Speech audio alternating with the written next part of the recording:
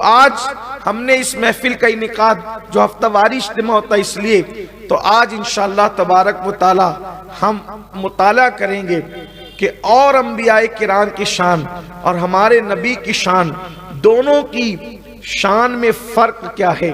اس لیے کہ آقا کریم کی شان جتنی بیان ہوگی دل میں اتنا حضور کا عشق پیدا ہوگا، اتنی محبت رسول پیدا ہوگی۔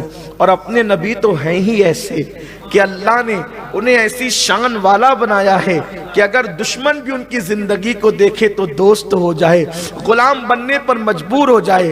اپنے نبی کی بڑی شان ہے، لیکن رونا اس بات کا ہے کہ ہم نے اپنے نبی کی ایسی قدر نہیں کی جیسا کہ قدر کرنا چاہیے، ایسا عشق نہیں کیا جیسا کرنا چاہیے۔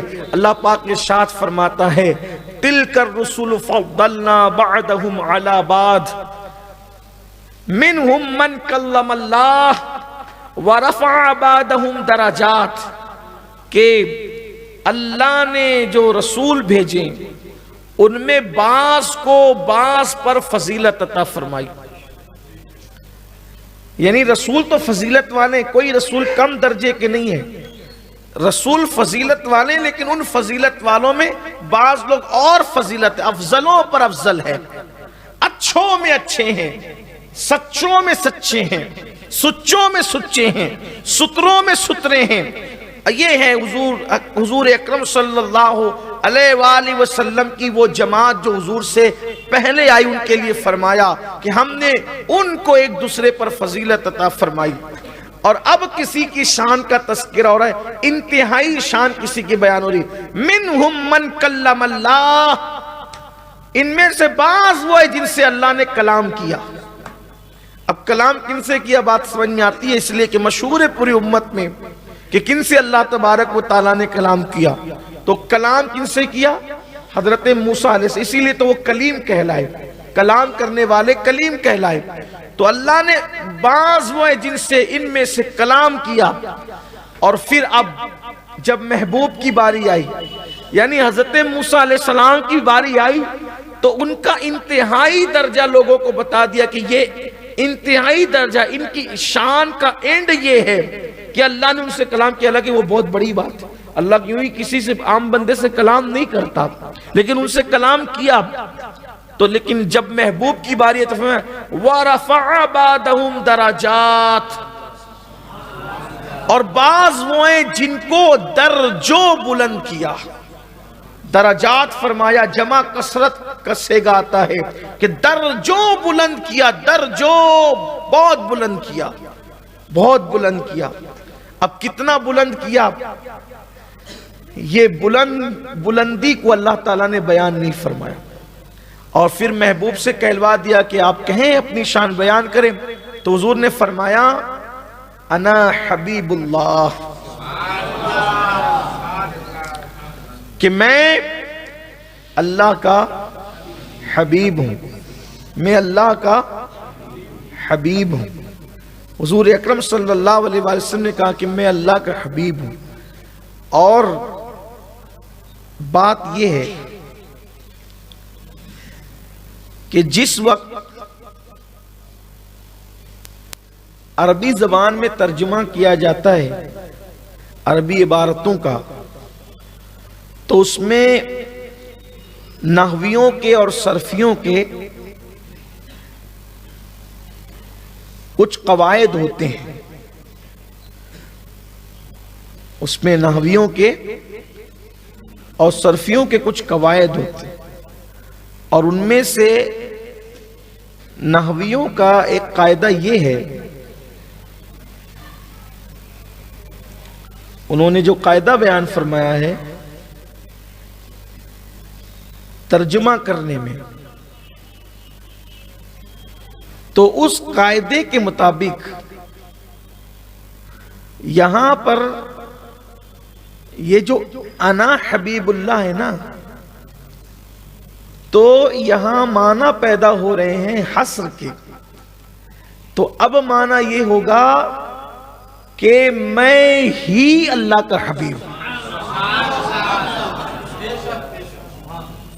یعنی میرے سوا کوئی اور اللہ کا हबीब नहीं है। हुजूर अकरम सल्लल्लाहु तबारक व तआला अलैहि वसल्लम बताने कि मैं ही अल्लाह का हबीब हूँ।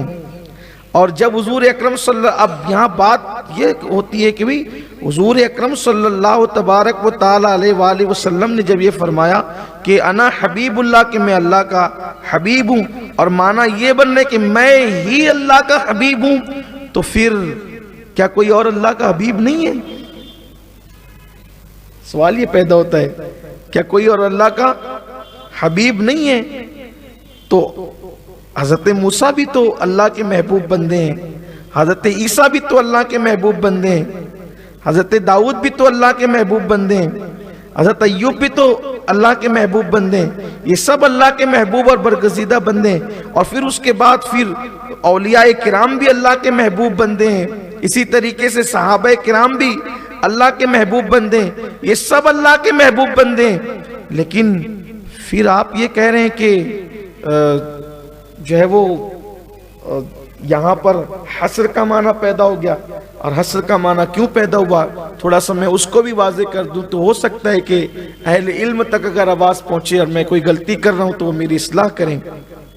हस्र का माना नाहवियों के उसूल के मुताबिक उस वक्त पैदा होता है जब मुब्तदा ज़मीर हो तो उसमें हस्र का माना पैदा होता है।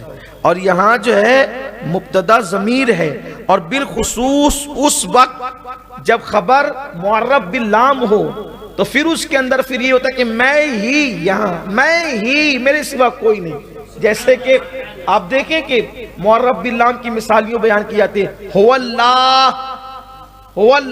अहद। एक तो है कि हुवल्लाह, अल्लाह है और अल्लाह ही है, अल्लाह है और अल्लाह ही है, उसके सिवा और कौन है?